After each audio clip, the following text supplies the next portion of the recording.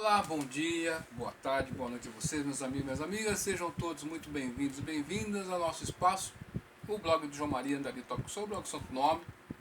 Você, pai, mãe, curioso da educação, aluno, aluna. Sejam todos muito bem-vindos e bem-vindas. E vocês que nos acompanham desde de longa data aí, desde a época do Orkut. Que felicidade tê-los ainda com a gente, né? Nesses longo de 12, 13 anos aí. Que felicidade. Você do Erro Respostas, sem palavras também, quer perguntar algo, quer responder algo, entre na comunidade do Erro Respostas. E gostaria de mandar um grande beijo para a minha amada Elisângela, um beijão para o meu amado filho Emmanuel, papai te ama de montão. E hoje é dia 27 de abril de 2020, no meu relógio são exatamente 21 horas e 47 minutos, 48 agora. Nós estamos aqui na belíssima cidade de Americana, e gostaríamos de falar com vocês sobre certos jornalistas aí que eu vou dizer para vocês. Tem jornalistas que tentam passar aquela isenção, aquela neutralidade, né? E prudente e sofisticado, né? E a princípio faziam um grande trabalho, mas em certos pontos nevrálgicos ali eles patinam e falham. E eu gostaria de estar falando com vocês sobre o José Neumann e Pinto, né? Em certos assuntos ali você vê que ele patina, ou porque desconhece, não conhece a fundo sobre certas temáticas, ou porque ele, como está comprometido com o sistema, ele pode mostrar uma aparente independência, mas na hora de tentar passar por isento, esse tentar passar por isento é uma sinalização que ele está com o establishment. Pegou a noção? E tem muitos outros jornalistas aí da grande mídia que não, são descaradamente, querem ser isentos, mas são descaradamente aquele pessoal que está com o establishment podre, sanguinário e assassino mesmo, não está nem aí. É declarado o negócio. E tem aqueles jornalistas independentes, né? Blogueiros aí, canais independentes, que fazem trabalhos extraordinários, como o Guilherme Fiuza, por exemplo, e o como chama lá esqueci o nome dele lá agora, Alexandre Garcia. É isso aí, velho é um problema, né? Enfim, então, meu amigo, vou tentar aqui, meu amigo, minha amiga, você que acompanha nosso canal, qual que é o nosso intuito aqui? É mostrar para vocês que existem temáticas que você precisa ter um certo conhecimento de algo que não é discutido nas universidades, que não é discutido no meio acadêmico, que não é discutido nos círculos jornalísticos, nas redações. E mesmo pessoas do bem que fazem um grande jornalismo independente, em certas questões eles patinam por causa disso. Enquanto eles não dominarem esses certos conteúdos, eles não vão poder aprofundar o seu discurso ali, enfim. Então eu gostaria de usar no dia de hoje, como pano de fundo, para tentar explicar isso, o grande sociólogo alemão que veio do século XIX para o final do século XIX para o século XX, o nosso Max Weber e a sua sociologia compreensiva. Se tem os pais da sociologia, pode ter certeza que Max Weber faz parte. Então, toda pessoa que faz qualquer curso de licenciatura vai fazer um curso de sociologia da educação, e vai estudar autores como Max Weber, como Marx, como Durkheim, que é o pai da sociologia, assim, que cunhou como a sociologia, deu áreas de ciência à sociologia. Ele foi o grande responsável por isso, né? E também o que deu origem à sociologia foi Augusto Comte e o positivismo. Então, para Durkheim, nós estudamos o fato social. Para Max Weber, você vai estudar a ação social. E o que é a ação social? O indivíduo está na sociedade, ele tem um comportamento. Ele viu, o time dele fez um gol e gritou gol. É uma ação social. Aquilo é importante para aquele indivíduo que torce para aquele time. Para quem não torce para aquele time, não tem nenhuma relação. Compreendeu a questão? A ação social, nesse sentido aí, é uma ação social de lugares, de pessoas, de classes sociais, né? Então, a ação social, para Max Weber, são duas que são racional, que são a ação social afim, relação afins, a ação social, relação a valores, são crenças, política, o seu modo de ver a religião, enfim. A ação social afetiva, você tem esperança, ciúme, inveja, medo, paixão, vingança. Por que você age assim? Você deve ter algum sentimento. Então o indivíduo vai agir daquela forma. Então ele matou alguém, por quê? Vingança, o que foi? Então você vai se debruçar nessa ação social. Beleza? Que é não racional, é afetiva. E a outra ação social que não é afetiva é a tradicional. Onde seja, introjeção de valores baseados em hábitos, costumes e tradições familiares. De repente, você acha que você tem um costume no domingo você ficar à vontade, andar de chinelo, descalço. Domingo é para relaxar, assistir um seriado, não é verdade? Tem pessoas que é assim, eu vou acordar mais tarde. Tem pessoas que gostam de ficar espreguiçando na cama no domingo, mas é uma ação social que virou uma tradição. Então, certos jornalistas aí, que entra na minha questão, certos jornalistas aí, como falávamos, tem lá o pessoal da grande mídia, que eles têm, no sentido, eles têm aí um comprometimento com a redação e com o chefe da redação e com a pauta que aquele grupo está pautando, tem interesses ali diversos, né? Compreendeu a questão? Tem aquele jornalista que mesmo no meio dessa redação tenta passar aquela imagem de conservador, de diferentão, tal, para mostrar tal, mas no final das contas, ele, em certos assuntos cruciais, ele vai mostrar a sua verdadeira face. E eu lembro que o José Demone Pinto, com todo o talento que ele tem, infelizmente ele patina e muito em certos temas. Eu não sei se é por intenção ou não, né? Mas, meu amigo, você vê que, cara, tá estranho. Desculpa aí, José Demone Pinto, mas você, meu irmão, você patina em muitos assuntos e fica meio escorregadio, ficou feio pra você, certo? Sabe, não dá pra você tentar ter informação através desse camarada. Não dá, sem cumprir. É a nossa opinião aqui, de fora. Tem outros jornalistas por aí que é a mesma coisa, né? A Raquel Sherazade, por exemplo, né, passava-se por uma pessoa que parecia ser conservadora de direita e você veja que mudança. Então, são tudo pessoal que são caroneiros, né? Com certas ressalvas aí, José Demone Pinto não chegou nos níveis que a Raquel Sherazade. Mas, no comentário do momento, o José Demone Pinto mostra que não sabe nada de nada do que está acontecendo com o Brasil nos bastidores. Ou se sabe, tenta passar por isento, né? Prudente, sofisticado. Aí nós temos aí, do outro lado, aquele jornalismo sério, de pessoas honestas, que você pode confiar, que estão dando o seu melhor ali. Mas, chega em certas questões, eles patinam também. Não porque querem ocultar alguma coisa, porque eles não conseguem ir além daquilo.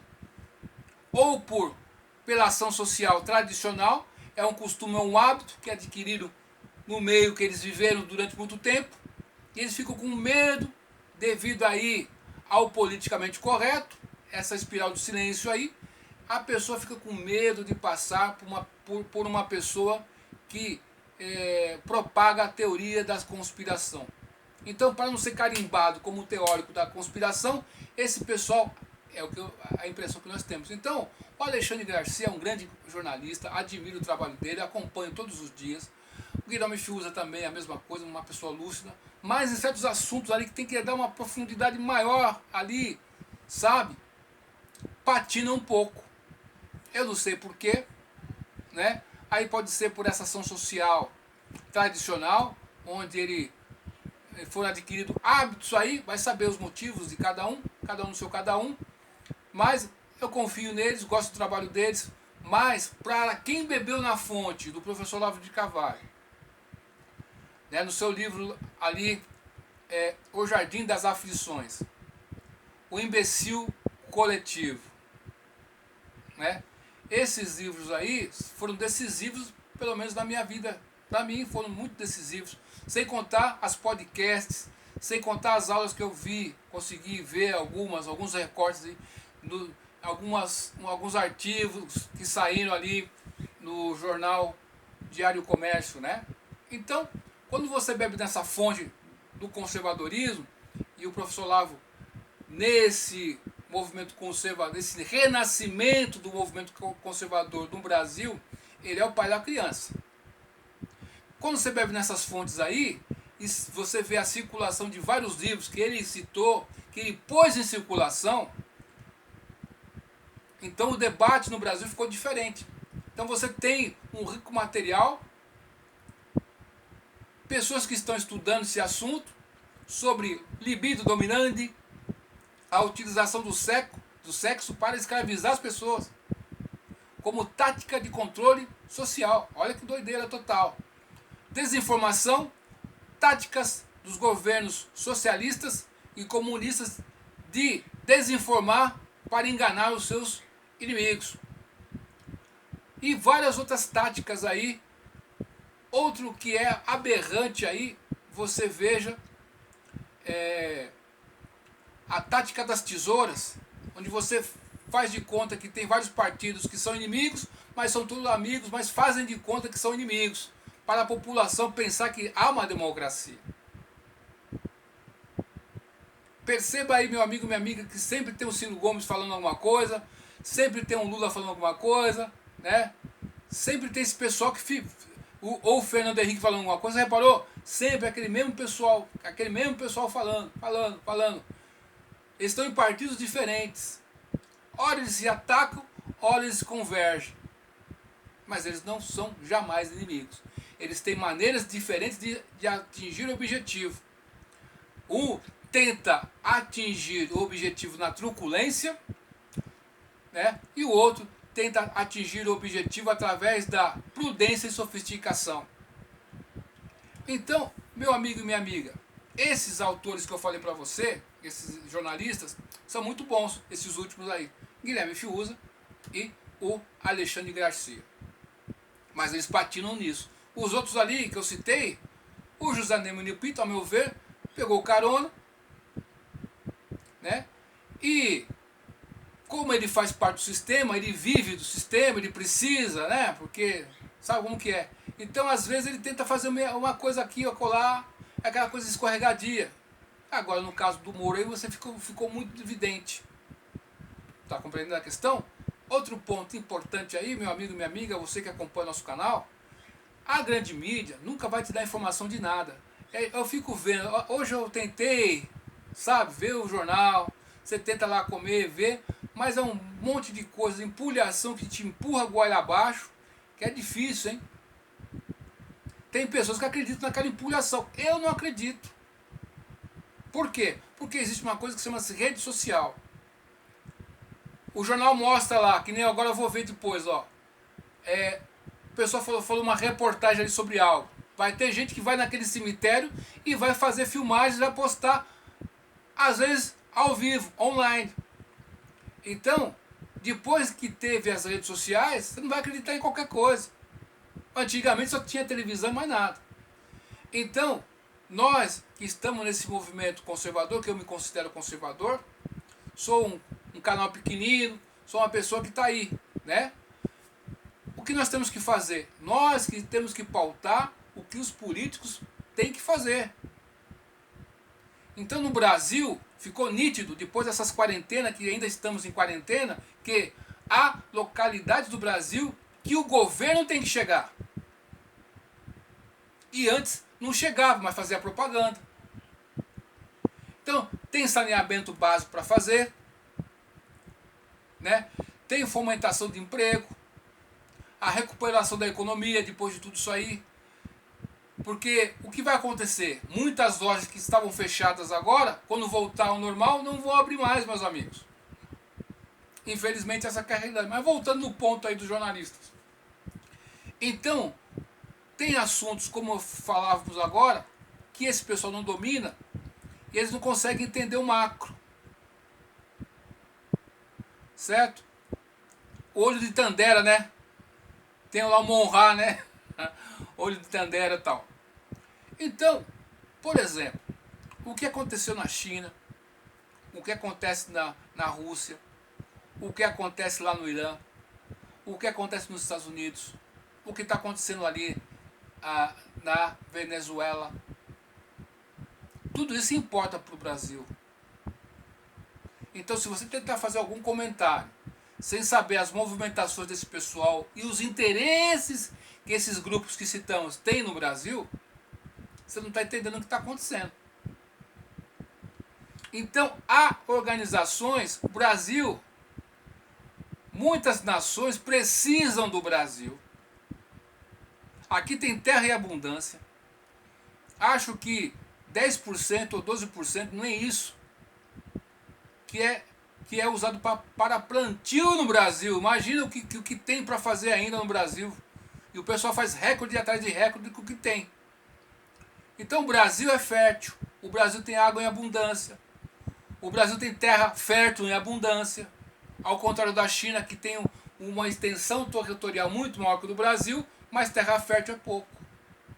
Sem contar as tempestades que lá tem de areia, né? Que acaba com tudo. Certo? E partes que são desérticas, né? E nós temos aí o mar, toda uma costa enorme aí, né? Enorme.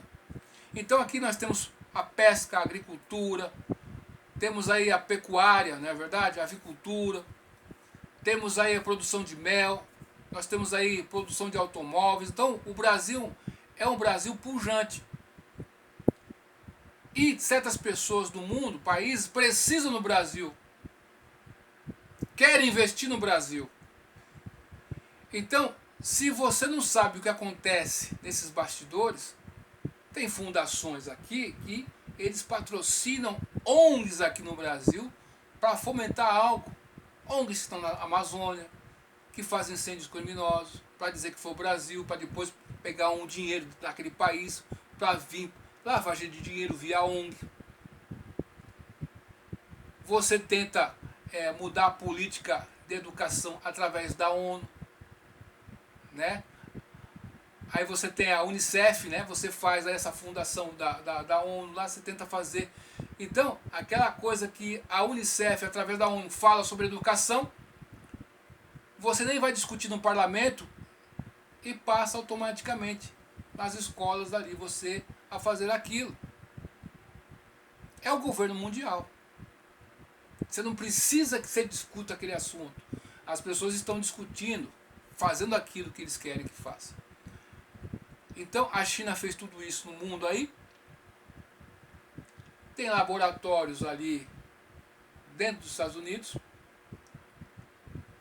Fundações estão preparadas para fazer fundação aí, né? Teve aí meios aí que foram descobertos da fundação do Bill Gates ali, né? Que estava lá mandando ajuda financeira para o Wuhan. Vai saber o que pode acontecer aí. Então, são essas questões. Por exemplo, Sérgio Moro. Ele fez tudo isso. Ele fez tudo isso com uma intenção. Certo? Decepcionou muita gente, inclusive a nós, mesmo dando assim aquelas nuances que estava, sabe? Decepcionou. Tá compreendendo? Mas ele tem as intenções dele. E os meios que ele quer atingir certos objetivos. Só que o tiro saiu para colado. Então, hoje no Brasil, se você não domina o que é esse multiculturalismo aí, essa guerra cultural, o marxismo cultural no caso, né? Você não sabe o que é essa ideologia aí, é a propaganda do negócio aí, que é aí a estratégia das tesouras, desinformação. O que é a nova ordem mundial ali no caso, o que é o comunismo, o jeito que eles agem, o que saiu o Alinsky que fez no Regras para Radical. instruções para a tomada de poder, onde você tem que eliminar seu inimigo, não só derrotá-lo no argumentos. Olha que loucura. E a criação das ONGs, que vão aí crescendo, crescendo, crescendo e vão tomando o país, pautando a discussão, compreendendo a questão? Pautando a discussão sobre N assuntos. Vamos falar sobre intervenção, vamos falar sobre saúde, vamos falar sobre educação, e elas vão pautando a sociedade e os políticos. Então, você, através de financiar ONGs, e essas ONGs farão barulho, você vai desejar que aquele político faça alguma ação para parar com aquele barulheiro. Então, um grupo que está organizado sempre vai superar quem está desorganizado. Então, quem faz mais barulho sai ganhando. O filho mais briguento, problemático, é o filho que o pessoal, né? Você tá um monte de irmão, sempre tem um problemáticozinho, né? Aquele ali que é problemáticozinho, o pessoal passa longe. Né? Não é verdade ou não? Dá tudo o que ele quer às vezes, né? Não é verdade? Não é assim? Então, na sociedade parece que também, né? Então, faz barulho lá, então o pessoal vai, para tentar parar com aquele barulho, vai fazer aquilo que está sendo pautado por ali. Então, veja aí, são estratégias, e esse pessoal aí, né, vai fazer comentários, eles patinam nisso. É o nosso pensamento. E sobre a Carla Zambelli aí, olha a Carla Zambelli, eu já falei, já fiz vídeos, já fiz assim podcast. Depois que você foi lá para a China, não se dá mais para confiar em você, falar a verdade. Eu mesmo não confio mais mesmo. Não dá, não tem, não sabe, você patina muito. É difícil. São nossas considerações. Mas enfim, voltando ao ponto, Max Weber, ele diz na sua ação social, que são 4 tipos, né, tipifica lá a ação dos indivíduos, ele tenta enquadrar os indivíduos, né, tipificar, enquadrou ali, a 4ª ação social é a ação social tradicional, onde você se baseia em hábitos, e certas pessoas têm certos hábitos jornalísticos que vão até aquela página, de ideias não conseguem passar porque estão com medo de muita coisa, né, são os costumes ali, beleza? Muito obrigado pela sua visita até aqui no nosso canal. Duvide de tudo, depois duvide da dúvida. Estude hoje, porque amanhã pode ser tarde. Até mais. Tchau.